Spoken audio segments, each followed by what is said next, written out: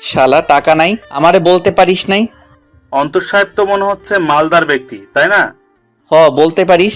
এখন কত দিব সেটা বল। তাহলে দে না 2-3 হাজার টাকা। আমিও পকেট থেকে মানিব্যাগ বের করলাম।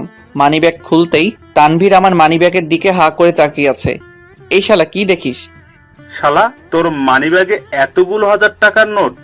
এটা দেখে থ হয়ে গেলি? তাহলে আমার সত্যিটা জানলে কি করবি? আসলেই বলতো তোর সত্যিকারের পরিচয়টা। বলবো, আগে এটা ধর। মানিব্যাগ থেকে কিছু টাকা তানভীরকে দিলাম আর মানিব্যাগ ঢুকিয়ে নিলাম। এই শালা, এইভাবে কুনজর দিস না। কিছুক্ষণ পরে দেখলাম অরিন ক্লাসে ঢুকলো। তাকে দেখেও না দেখার ভান করে তানভীরের সাথে কথা বলতে ব্যস্ত। অন্যদিকে অরিন ক্লাসে ঢুকে আমাকে দিকে দেখতে দেখতে তার সিটে বসে আর আমার কথাগুলো ভাবতে ভাবতে আমার দিকে বারবার তাকাচ্ছে। এইদিকে আমি তানভীরের সাথে হাসি মজা করতে ব্যস্ত। অন্তর, অরিন তোর দিকে এভাবে তাকিয়ে আছে কেন? আমি কি জানি, বাদ দে তো। মামা, এটা তো ভালো লক্ষণ, মনে হয় প্রেমে পড়ছে। তবে দোস্ত, আজ মেয়েটা এভাবে একা কেন আর চুপসে আছে কেন? আমি জানি না, তবে পাকনামি করবি তো এমন মাইট দিমু না বাসায় গিয়ে লুঙ্গি মুড়িয়ে কান্না করবি।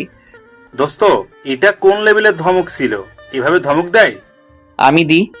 কিছুক্ষণ পরে স্যার আসে আর আমরাও ফাইজলামি বাদ দিয়ে ক্লাসে মনোযোগ দিলাম। আমি মনোযোগ সহকারে ক্লাস করতে ব্যস্ত। ক্লাস শেষ করে বাইরে গেলাম তানভীরকে নিয়ে। মামা, বল না কে তুই? আমার আর তর্স হইছে না। এত উত্তেজিত হইতেছিস কেন?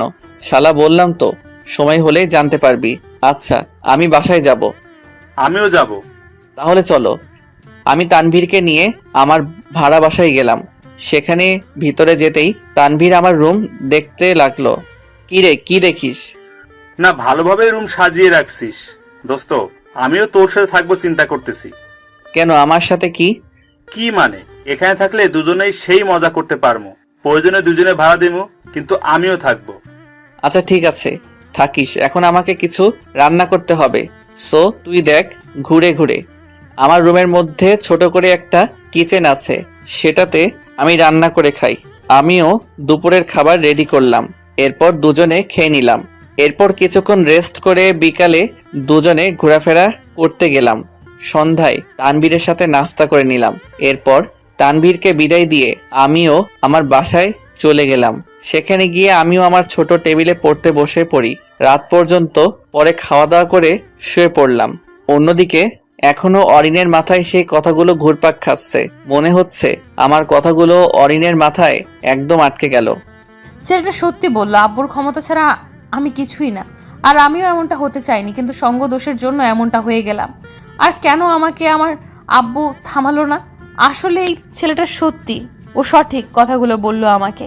এখন দেখতে গেলে আমার সাথের গুলো ছাড়া কলেজের সকলেই আমাকে ঘৃণা করে। কয়েকজনকে হাসি খুশি করতে গিয়ে বেশিরভাগ মানুষকেই কষ্ট দিয়ে দিলাম। না, আমিও এবার ভালো হয়ে যাব।